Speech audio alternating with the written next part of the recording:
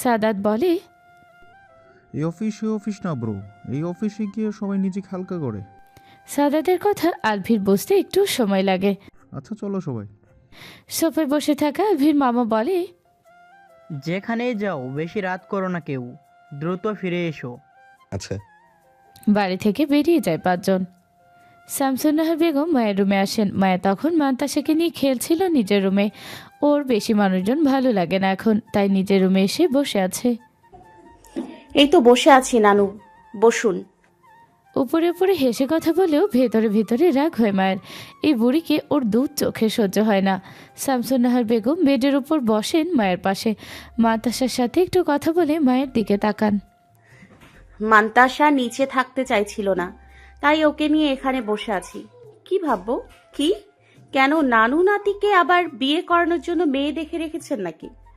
শামসুন্নাহার বেগমের মুখটা ছোট হয়ে যায়। মেয়েটা চ্যাটাং চ্যাটাং করে কথা শিখে গেছে এখন। মায়ের কিছু না বলে মাতাসার দিকে তাকিয়ে রইল। এই বুড়ি কম কথা শোনায়নি ওকে। এতদিন ধরে যখন এই বাড়িতে এসেছে নানান ছলেবলে কৌশলে কথা শুনিয়েছে। শামসুন্নাহার বেগম আরও কিছু হয়তো বলতেন, কিন্তু মায়ের শক্ত চোখ মুখ দেখে আর কিছু বললেন না।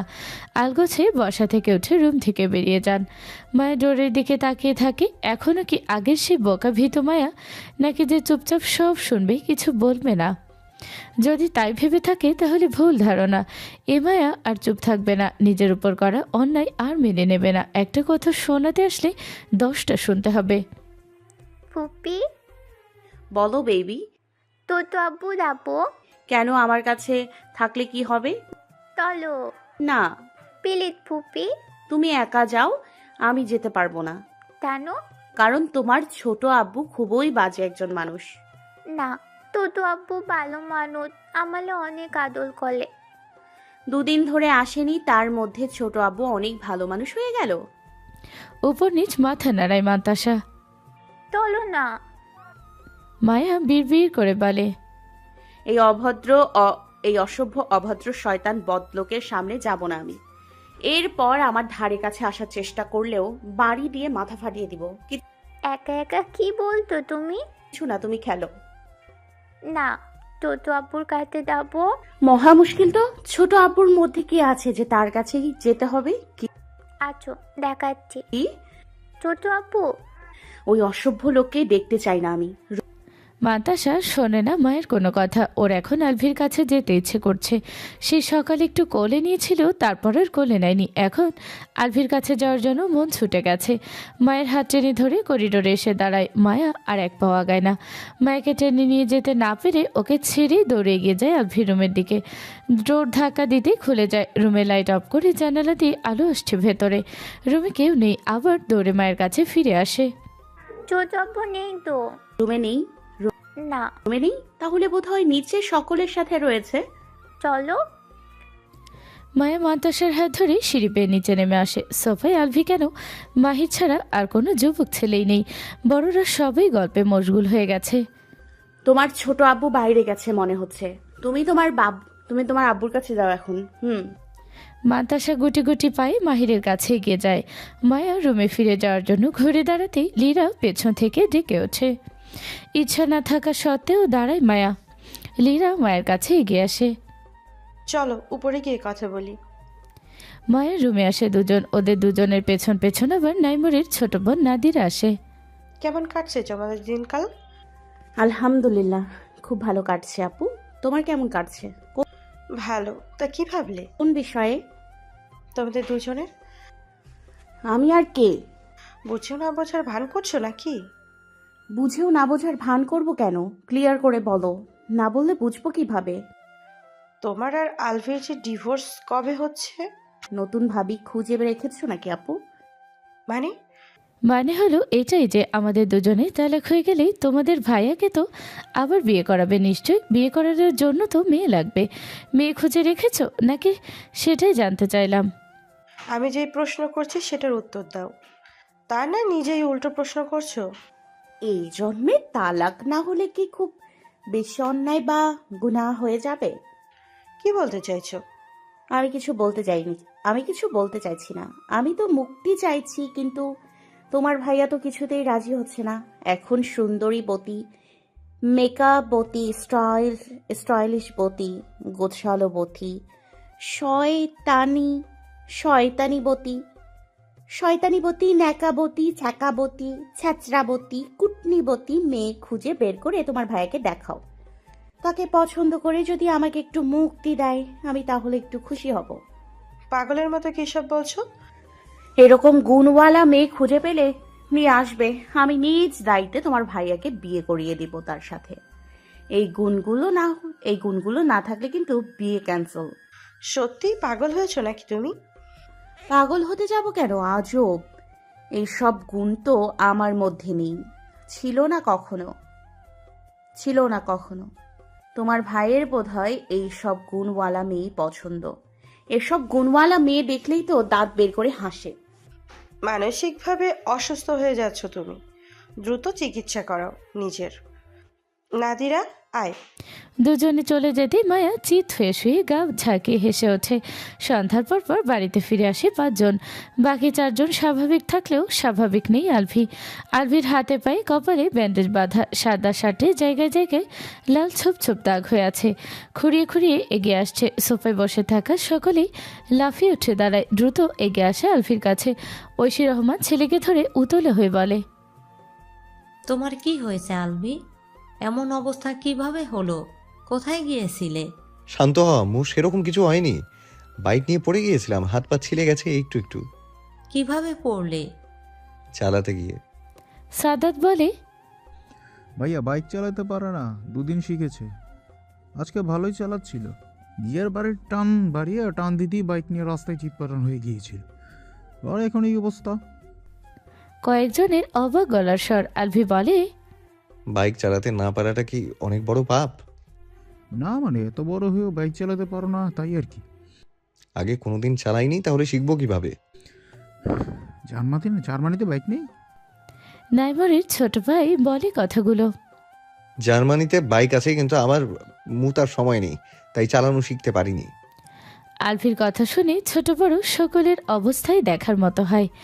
এমনভাবে আলভির দিকে তাকিয়ে আছে যেন অবিশ্বাস্য কিছু দেখে ফেলেছে বা শুনে ফেলেছে।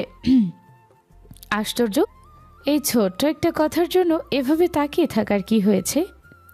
মায়া নিজের রুম থেকে বেরিয়ে নিচে নেমে আসতেই দেখে হাত পা মাথায় ব্যান্ডেজ বাঁধা আলভিকে এমন অবস্থায় দেখে পা দুটো থেমে যায় মায়ের। সবই কথা বলছে আর আলভি চুপচাপ শুনছে। আলভির মনে হতে থাকে মায়া ওর আশেপাশে আছে। ঘর ঘুরিয়ে তাকাতে দেখে সত্যি মায়া দাঁড়িয়ে আছে একটু দূরে, তাকিয়ে আছে ওর দিকেই। আলভিকে তাকাতে দেখে দৃষ্টি সরিয়ে নেয় মায়া। ঘুরে দাদির রুমের দিকে এগিয়ে যায়। আলভি বিড় করে বলে, হ্যাঁ রে বউরে, কাছে এসে একটু জিজ্ঞেসও করলে না কি হয়েছে, উল্টো মুখ বাঁকিয়ে চলে গেলে।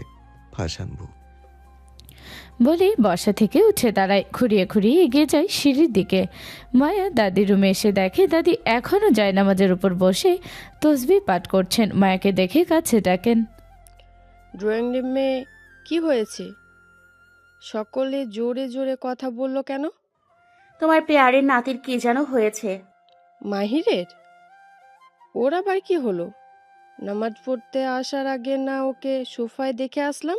আরে ভাইয়ার না তো, তোমার বিদেশি ধলা ইন্দুর নাতির কি যেন হয়েছে। হাত পায়ে ব্যান্ডেজ বাঁধা দেখলাম। আটকে ওঠেন নাহার বেগম। কি হয়েছে আলভির? মনে হয় অ্যাক্সিডেন্ট হয়েছে। নাহার বেগম দ্রুত বসা থেকে উঠে দাঁড়ান। ডোরের দিকে এগিয়ে যেতে বলেন, পাষাণ মেয়ে তোর, জামাই মরে যায় আর তুই এখানে এসে দাঁত বের করে কথা বলছিস? আশ্চর্য তো, কথা বললে তো দাঁত বের হবেই। তোমার মতো দাঁত ছাড়া নাকি আমি? বেশি কথা না বলে তাড়াতাড়ি আয়। নাহার বেগম ফিরে ভিতরে আসেন। আবার মায়ের হাত ধরে টেনে রুম থেকে বেরিয়ে আসেন। রুমের বাহিরে এসে শক্ত হয়ে দাঁড়ায় মায়া। অদ্ভুত তো, এভাবে আমার হাত ধরে টানছো কেন?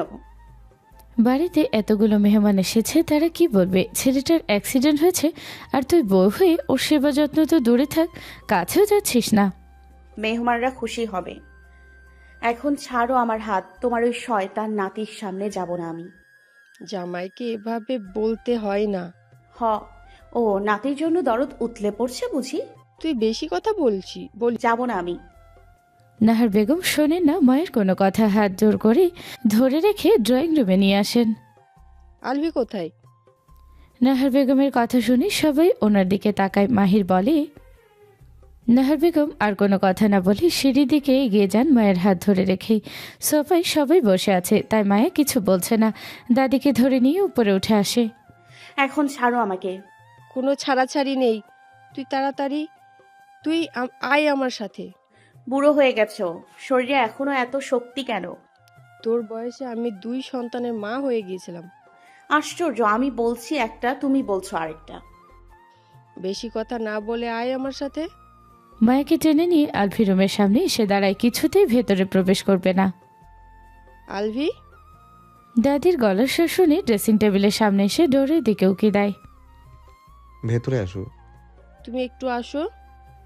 আলভি ড্রেসিং টেবিলের সামনে থেকে সরে আসে। দাদি নাতনিকে এক প্রকার কুস্তি করতে দেখে কয়েক সেকেন্ড চুপচাপ দাঁড়িয়ে থাকে। মায়া আলভির দিকে তাকাচ্ছেই না, দাদির হাত থেকে নিজের হাত ছাড়িয়ে নেওয়ার চেষ্টা করছে সমানে। বলো দাদু। ওকে একটু ভেতরে নিতে সাহায্য করো, পারবে কি? আলভি 2 কদম এগিয়ে আসে, মায়ের বাম হাতটা নিজের বাম হাত দিয়ে ধরে একটানে ভেতরে নিয়ে আসে। উপরে ছিটকিনিটা লাগিয়ে দাও। দাদির কথা মতোই তাই করে আলভি। মায়া এক পাশে মাথা নিচু করে দাঁড়িয়ে আছে, রাগে লাল হয়ে গেছে। বুড়ো মানুষ বেশি জোরে টানাটানি বা ধাক্কা দিলে পড়ে গিয়ে ব্যথা পাবে, তাই মায়া করে না সেরকম কিছুই। আর এই বুড়িওকে ধরে বেঁধে বাঘের খাঁচা এনে বন্দি করলো, তাও যে সে বাঘ না, 1 নম্বরের অসভ্য অভদ্র লুচ্চু বাঘ। সুযোগ পেলেই চেপে ধরে। নাহার বেগম মায়াকে টেনে এনে দাঁড়ান আলভির সামনে। মাথা নিচু রেখেই মায়া দাঁড়িয়ে থাকে, একটা বারও উপরের দিকে তাকায় না। নাহার বেগম ভালোভাবে তাকান নাতির দিকে। এরকম হয়েছে কিভাবে? তোমার কিভাবে অ্যাক্সিডেন্ট হয়েছে? বাইক চালাতে গিয়ে বাইক থেকে পড়ে গিয়েছিলাম। আর কোথায় কোথায় ব্যথা পেয়েছো? বেশি ব্যথা পাইনি, আর কয়েকদিনই ঠিক হয়ে যাব। তুমি দেখাও, আমি দেখবো। গায়ে টি শার্ট তুলে ডান পাশের পিঠ দেখায়। এরকম হয়ে গেছে আর বলছো বেশি কিছু হয়নি? দাদির কথা শুনে মায়া চোখ তুলে তাকায়। আলভির ফর্সা পিঠ ডান পাশটা পুরোপুরি জখম হয়ে গেছে। এমন অবস্থা দেখে মায়ের শরীর কাঁটা দিয়ে ওঠে। আলভি ঘুরে দাঁড়াতেই চোখাচোখি হয় দুজনের। মায়ের চোখে মুখে স্পষ্ট ব্যথা যন্ত্রণার ছাপ দেখতে পায় আলভি। এই ব্যথা যন্ত্রণার ছাপ পড়ার কারণ মায়া আঘাত পেয়েছে এমন নয়, আলভি আঘাত পেয়েছে সেটা দেখেই ওর চোখে মুখে এই ব্যথা যন্ত্রণার ছাপ ফুটে উঠেছে। মায়া নিজের দৃষ্টি সরিয়ে নেয়। আলভি বুঝতে পারে মায়ের কাছে থেকে নিজের দৃষ্টি লুকিয়ে নিল। আলভি খুঁড়িয়ে খুঁড়িয়ে বেডে বসে পা ঝুলিয়ে দাদি আর মায়াকেও বসতে বলে। দাদি আর মায়াকে টেনে নিয়ে বসেন আলভির পাশে। ডক্টর কি বলেছেন? কয়েকদিনেই ঘাস শুকিয়ে যাবে। দেখে শুনে বাইক চালাবে না, যদি বড় ধরনের কিছু হয়ে যেত? আলভি সামনের দিকে দৃষ্টি রেখে বলে, কি আর হতো, সবাইকে মুক্তি দিয়ে চলে যেতাম। আমার জন্য আর কাউকে কষ্ট পেতে হতো না। আলভি, রেগে যাচ্ছ কেন? ভুল কিছু বলেছি আমি? তুমি হিসেব করে দেখো, আমার জন্য এই বাড়ির প্রত্যেক জনকে ঠিক কতটা কষ্ট পেতে হয়েছে। সবাইকে আমি অনেক কষ্ট দিয়েছি এতগুলো বছর ধরে। পুরনো কথা বাদ দাও। কিভাবে বাদ দেব? পুরনো স্মৃতি কি ভুলতে পারবে? পুরনো কথা মনে করে কেন কষ্ট পাবে? বর্তমান আর ভবিষ্যৎ নিয়ে ভাবো। ভবিষ্যৎ যেন কাউকে কষ্ট পেতে না হয় সেদিকে খেয়াল রাখবে। অতীতের কষ্টই তো মুছে দিতে পারছি না, বর্তমান ভবিষ্যৎ নিয়ে কখন ভাববো? আগের ক্ষতটা তো সারাতে হবে আগে। আলভির কথা শুনে মায়ের মুখের দিকে তাকান নাহার বেগম। মায়া এখনো চোখমুখ শক্ত করে নিচের দিকে তাকিয়ে আছে। আলভির কথা ওর কর্ণকুহরে পৌঁছেছে কিনা কে জানে। আলভি পুনরায় বলে, তোমার কি মনে হয় দাদু, তোমাদের সকলকে ছেড়ে জার্মানিতে আমি খুব সুখে আনন্দে নিচে গিয়ে দিন পার করেছি? এরকম কেন মনে হবে? আমাদের পরিবারের সবাই এখন আছে, শুধু তুমি ছিলে না, তাতেই সকলের এত কষ্ট হয়েছে। সব সময় শূন্যতা ঘিরে রেখেছে সবাইকে, সেখানে তুমি পরিবারের সবাইকে ছেড়ে একা একা ছিলে এতগুলো বছর আমাদের থেকে। তোমাকে অনেক বেশি কষ্ট হয়েছে। ভুল বললে দাদু, যাদের হৃদয় থাকে তাদের কষ্ট হয়। আমার তো হৃদয় নেই, তাই আমার কষ্টও হয়নি। আলভি একটু থেমে আবার বলে, সদ্য 18 বছর বয়স, অপরিচিত একটা দেশ, অপরিচিত জায়গা, অপরিচিত মানুষ। পরিচিত বলতে শুধু আমিটাই। পরিবারের সাথে যোগাযোগ বন্ধ, কথা বলার মতো কেউ নেই। যদিও এর জন্য একমাত্র আমি নিজেই দায়ী। দিন যায়, মাস যায়, বছর পেরিয়ে নতুন বছর আসে, কিন্তু আমার জীবনে হাসি আনন্দ আসে না। এভাবেই পড়াশোনা করতে করতে 7টা বছর পেরিয়ে যায়। রাগ যে তখনও আমার শরীরের প্রত্যেকটা শিরায় উপশিরায়। রাগী, গম্ভীর, বদমেজাজি, খিটখিটে মেজাজ। কারোর সাথে কথা বলতে ইচ্ছে করতো না। মানে কেমন যেন হয়ে গিয়েছিলাম। সিদ্ধান্ত নিয়েই নিলাম দেশে ফিরবই না। জব করার সিদ্ধান্ত নিয়েও আবার মত পাল্টে বিজনেস করার সিদ্ধান্ত নিই। আব্বুর কাছ থেকে টাকা নিয়ে শেয়ারে বিজনেস শুরু করলাম। ব্যস্ত হলাম নতুনভাবে। সারাদিন কাজ কর্মব্যস্ততা শেষে যখন ওই বাড়িটায় ফিরতাম, দম বন্ধ হয়ে আসতো। ডাইনিং টেবিলে খাবার খেতে বসে প্রত্যেকটা লোকমা ভাতের সাথে এক ঢোক পানি গিলতে হয়েছে। পানি ছাড়া ভাত গলা দিয়ে নেমে পেটে যেতেই চাইতো না। এতটুকু বলে একটু থামে, তাকাই দাদির মুখের দিকে। দাদির চোখ দুটো পানিতে টুইটুম্বুর হয়েছে। আলভি মুচকি এসে নিজের হাত দিয়ে দাদির চোখের পানি মুছে দেয়। এক হাতে জড়িয়ে ধরে দাদিকে জড়িয়ে ধরার সময় মায়ের বাহুতেই ছোঁয়া লাগে। মা একটু সরে যায়। আরও কিছু বলতে চাইলেও দাদির চোখে পানি দেখে আর বলে না আলভি। কি হয়েছে? চোখে পানি কেন? তোমার অনেক বেশি কষ্ট হয়েছে, সবাইকে ছেড়ে থাকতে অনেক কষ্ট হয়েছে, তাই না? আমার কষ্ট হয় না। ছল ছল চোখে নাতির মুখের দিকে তাকিয়ে থাকে নাহার বেগম। আলভি দাদিকে ছেড়ে উঠে দাঁড়ায়। তোমরা 2 মিনিট বসো, আমি আসছি। টাওয়েল হাতে ওয়াশরুমে প্রবেশ করে আলভি। ড্রেস চেঞ্জ করলেও হাত মুখ ধোয়া হয়নি। টাওয়েল ভিজিয়ে হাত মুখ মুছে নেয়। ব্যান্ডেজে এখন পানি লাগাতে নিষেধ করেছে। সকালেই লাগাতে পারবে, সমস্যা হবে না। নাহার বেগম মায়ের মুখের দিকে তাকান। মায়া এখনও আগের মতোই বসে আছে। মায়ার এক হাত নিজের হাতের মুঠোয় নিয়ে বলেন, আর কত জেদ ধরে থাকবি? এবার অন্তত সব রাগ জেদ ছেড়ে ফেলে দে। তুই যেমন কষ্ট পেয়েছিস আলবি, ও তো তেমন কষ্ট পেয়েছে। কষ্ট পেয়েছে ঠিক আছে, কিন্তু আমাকে যা যা ফেস করতে হয়েছে, তোমার নাতিকে কি সেসব ফেস করতে হয়েছে? আমি শুনেছি মানুষদের তীরের ফলার মতো ধারালো কথা। 1000বার ছুরি দিয়ে আঘাত করলেও বোধহয় অতটা কষ্ট হতো না যতটা কষ্ট মানুষের কথায় হয়েছে। সে ছেলে বলে এখনো তাকে দুটো কথা বলিনি। কেউ। আর বাড়িতে মানুষ আসতে না আসতেই আমাকে কথা শোনানোর জন্য চলে এসেছিল। আমাকেই সব সহ্য করতে হবে, আমাকেই মানিয়ে নিতে হবে, আবার আমাকেই ছেড়ে দিতে হবে। আমি কি তোমার নাতিকে ধরে রেখেছি নাকি? তাকে আবার বিয়ে করতে নিষেধ করেছি। সে এখনই বিয়ে করে নিক, তাতে আমার কোনো আপত্তি নেই। এরপর যে আমাকে কথা শোনাতে আসবে, আমি কিন্তু তাকে অপমান করে দিব। তারপর কেউ বলতে পারবে না আমি এত বড় বেয়াদব কেন হয়েছি। কে তোকে কি বলেছে আবার? কে কি বলেছে এখন বলতে চাইছি না, কিন্তু নেক্সট টাইম বললে অপমান করতে 2 সেকেন্ডও ভাববো না, সে যেই হোক না কেন। দাদি হয়তো বুঝতে পারলেন কিছু। তিনি এর আগেও আলভির নানির বাড়ির কয়েকজনকে দেখেছিলেন মায়াকে কথা শোনাতে। তখন তিনি হুঁশিয়ার করে দিয়েছিলেন পরের বার যেন এরকম কিছু না করে, কিন্তু তারা এবারেও এসে একই কাজ করছে। কিন্তু কে করেছে সেটা শিওর হতে পারছে না। ওয়াশরুমের ডোরের সামনে দাঁড়িয়ে দাদি নাতনির সব কথা শুনেছে আলভি। মায়া যখনই বলেছে আসতে না আসতেই কথা শোনানোর জন্য চলে এসেছিল, তখনই বুঝতে পেরেছে ও নানার বাড়ির কেউ একজন মায়াকে পছন্দ করে না, আর সেও অন্যদের মতোই মায়াকে কথা শোনায়। আগেও শুনিয়েছে। ডোর খুলে রুমে চলে আসে। মায়া আর কোনো কথা না বলে চুপ হয়ে মাথা নিচু করে বসে থাকে। আলভি ভেজা টাওয়ালটা শুকিয়ে দিয়ে আসে ব্যালকনিতে। রুমে এসে ডোর খুলে মায়ের দিকে তাকিয়ে বলে, মায়া, তুমি যাও।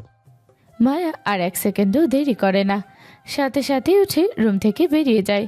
মায়া চলে যাওয়ার পর আলভি আবার ডোর লক করে দেয়। তারপর দাদির পাশে এসে বসে। তোমাকে যা জিজ্ঞেস করবো তার সঠিক উত্তর দেবে। কি জানতে চাও? মায়া একটু আগে যা যা বলেছে তা সবই শুনেছি আমি। তুমি কিন্তু কোনো ঝামেলা করো না দাদু ভাই। ঝামেলা করবো না, তুমি শুধু আমার প্রশ্নের উত্তর দাও। আলভির ক্ষত শুকিয়ে উঠেছে, এখন স্বাভাবিকভাবে হাঁটাচলা করতে পারে, তবে ডান হাতের ব্যথা এখনও পুরোপুরি ঠিক হয়নি। মাঝখানে একদিন পেরিয়ে গেছে, সব কিছু আগের মতোই রয়ে গেছে। আলভি আর মায়ের সম্পর্ক একটু উন্নতি হয়নি। আলভিকে দেখলেই 10 হাত দূরে দিয়ে হাঁটে মায়া। আলভি কথা বলতে চাইলেও সুযোগ দেয় না। আর আগামী পরশু আলভি নানির বাড়ি সবাই ফিরে যাবে। আলভি নিজের রুমে বেডের উপরে বসে ল্যাপটপে ভিডিও কলে কথা বলতে ব্যস্ত। জার্মানি থেকে ওর বিয়ে আমার কল করেছে। কথা শেষ করে সামনের দিকে তাকিয়ে দেখে লীরা দাঁড়িয়ে আছে। আলভির বুঝে আসে না এই মেয়ে বাড়িতে থাকলেও কেন এত মেকআপ করে। লীরা আলভির কাছে এগিয়ে এসে দাঁড়ায়। আলভি বিরক্ত হলেও চুপ করে রইল। এই মেয়ের মতলব বুঝতে বাকি নেই আলভির। মেয়ে মানুষে কিভাবে যে একটা ছেলের দিকে তাকিয়ে থাকে কে জানে। এই মেয়ের যে লজ্জাশরম বলতে কিছু নেই তা বুঝতে বাকি নেই আলভির। এই রাতের বেলা যুবতী মেয়ে হয়ে একটা ছেলের রুমে আসা কোনো ভালো মেয়ের কর্ম নয়। এগুলো বাড়ি থেকে বিদায় হলেই বাঁচে আলভি। লীরা কিছু বলার জন্য উসখুস করছে, কিন্তু ওর কথা শুনতে চায় না আলভি, তাই নিজে থেকেই বলে, বাইরের কোনো মেয়ে হুটহাট আমার রুমে আসুক তা আমার পছন্দ না। লীরা, তুমি এখন আসতে পারো। আমিও বাইরের মেয়ে। তুমি যেভাবে বুঝেছো আমি সেভাবে বলিনি। বাইরের মেয়ে বলতে বুঝিয়েছি আমার বউ বাদে অন্য কোনো মেয়ে আমার রুমে আসুক তা আমার পছন্দ না। তুমি এখন আসো, আমি ঘুমাবো। লীরা অপমান বোধ করে ও স্পষ্ট বুঝতে পেরেছে আলভি ওকে বাইরের মেয়েই বলছে, কারণ লীরা এই বাড়ির মেয়ে নয়। ওই মায়ের মধ্যে কি আছে সেটা ওর মধ্যে নেই। ও কি মায়ের চেয়ে কম সুন্দরী নাকি? লীরা, তুমি যাও এখন।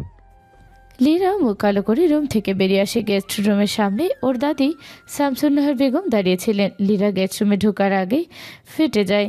শামসুন্নাহার বেগম ডোর লাগিয়ে দিয়ে লীরার সামনে এসে দাঁড়ান। বলেছিস? কি বলবো? তোমার নাতি তো তোমার কোনো কথা শুনতেই চায় না, উল্টো বারবার অপমান করে। আজকে বললো আমি নাকি বাইরের মেয়ে, আমি ওই রুমে যাই, সেটা তোমার নাতির পছন্দ না। তোকে বাইরের মেয়ে বলেছে? হ্যাঁ। শামসুন্নাহার বেগম চুপ করে রইলেন। লীরা বলে, তুমি ফুপিকে সরাসরি বলতেই তো পারো। কোনো লাভ নেই, তোর ফুপি তো মায়াকে আলবির বউ বানিয়েছে। আমি অনেক আগেই বলেছিলাম মায়া আর আলবির ডিভোর্স করিয়ে দিতে, আলবিকে আবার বিয়ে করাতে। তোর ফুপি রাজি হয়নি। এখন তো আলবি নিজেই মায়াকে ছাড়তে চাইছে না, সেখানে ঐশী তো আরও চাইবে না। মায়ার দিক থেকে আলবির মন ঘোরাতে হবে। সেটা কিভাবে? তোমার নাতি তো সারাদিন মায়া মেয়া করেই দিন পার করে। তুই কোনো চিন্তা করিস না, যা করার আমি আর তোর মাই করব। কি করবে? বললাম তো, তোকে ভাবতে হবে না, তুই ঘুমিয়ে পড় এখন। ফ্রেশ হওয়ার জন্য ওয়াশরুমে প্রবেশ করে লীরা। শামসুন্নাহার বেগম ছেলের বউকে ডেকে নিয়ে আসে নিজের রুমে। এক মগ কফি নিয়ে আলভি রুমের সামনে এসে দাঁড়ায়। মায়া, এত রাতে কেন কফি খেতে হবে? এখন তো ঘুমানোর সময়, এখন কফি খেলে ঘুম আসবে? মায়ের উপর খুব বেশি রাগ হচ্ছে মায়ার। ওকে কেন কফি দিয়ে পাঠাতে হবে? নিয়ে আসতে রাজি হয়নি বলে আদেশ দিল, তাও যে সে আদেশ নয়, একদম কড়া আদেশ। না করায় এমনভাবে তাকিয়েছিল যেন ও কফি নিয়ে না এলে আলভি এখনই মরে যাবে, দুনিয়া উল্টে যাবে, এই বাড়িটা ছাড়া পড়বে। মায়ের রাগের মুখের পরে বাধ্য হয়ে কফি নিয়ে আসতে হলো। কে জানে এই বদলোক ওর মাকে কি জাদু করেছে, সব সময় শুধু আলভি আর আলভি। আস্তে করে ডোরে টোকা দেয় মায়া। ভেতর থেকে ভেসে আসে আলভির গলার স্বর, ভেতরে আসো। আলভির গলার স্বর শুনে বুকটা লাফিয়ে ওঠে মায়ের। বুকে থুতু দিয়ে নিজেকে স্বাভাবিক করে ভেতরে পা বাড়ায় ডোর ঠেলে।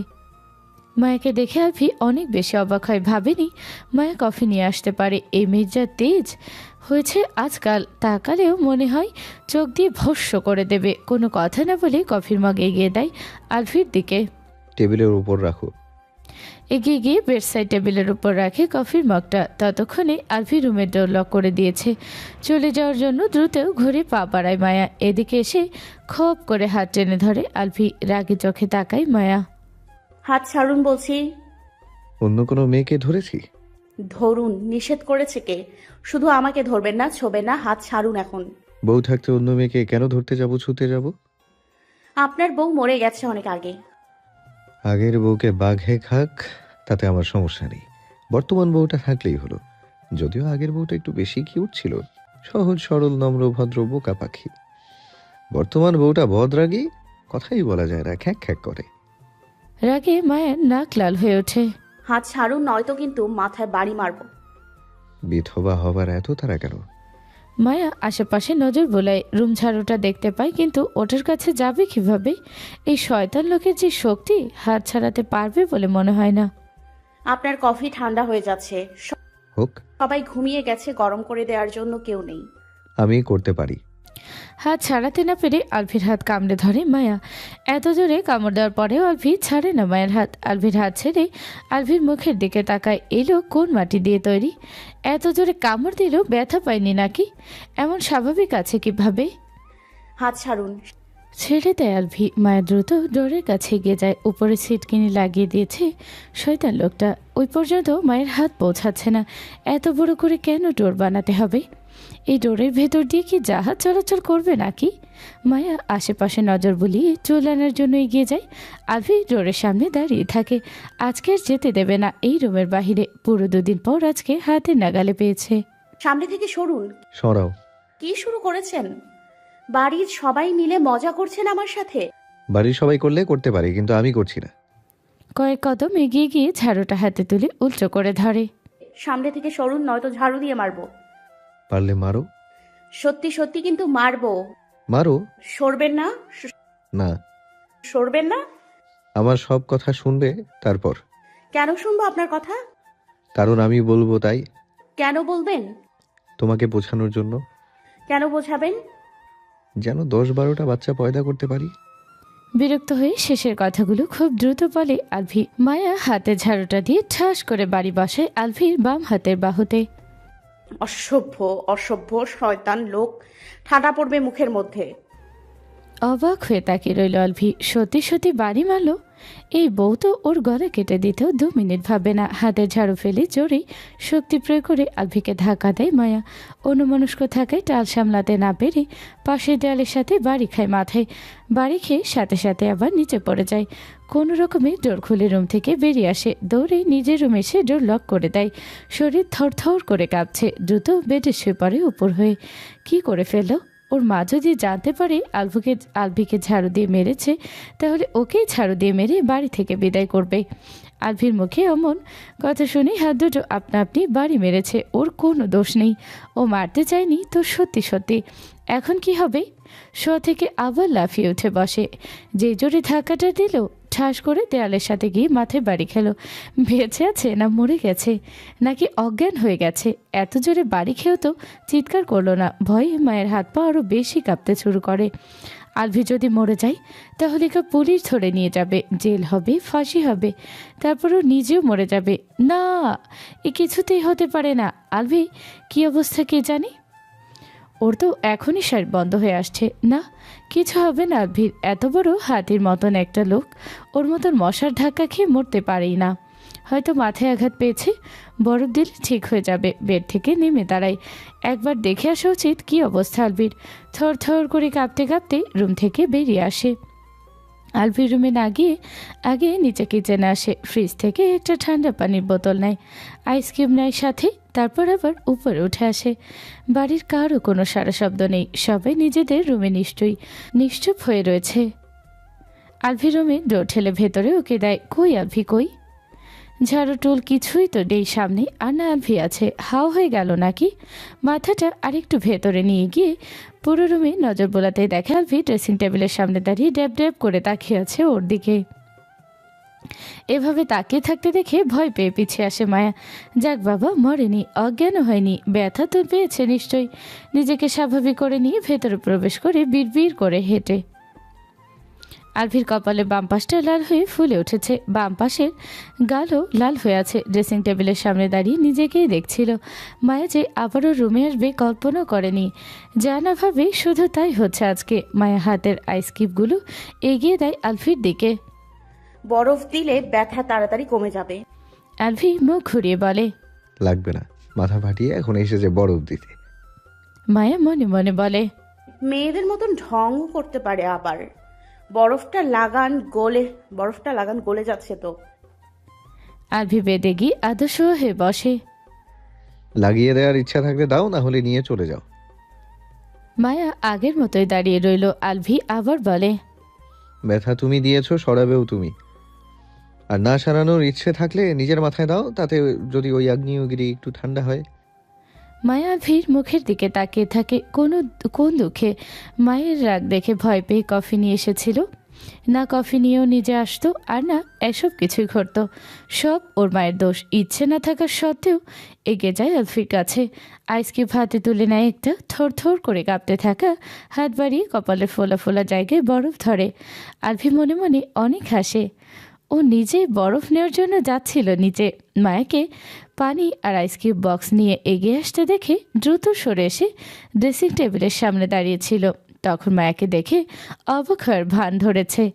আলভি মুখ ফুটে বলে, অন্যের বউরা তাদের জামাইকে আদর করে চুমু খায়, মাথায় হাত বুলিয়ে দেয়, মিষ্টি মিষ্টি কথা শোনায়, আর আমার বউ ধাক্কা দিয়ে ফেলে মাজা ভেঙে দেয়, মাথা কপাল ফাটিয়ে দেয়, ঝাড়ু দিয়ে বাড়ি মারে, খ্যাক খ্যাক করে কথা বলে। আল্লাহ কবে জানো তোমার এই নিরীহ নিষ্পাপ ভোলা ভালা বান্দার গলা কেটে দেয়। আল্লাহ আপনার এই নিরীহ বান্দাকে হেফাজত করুন।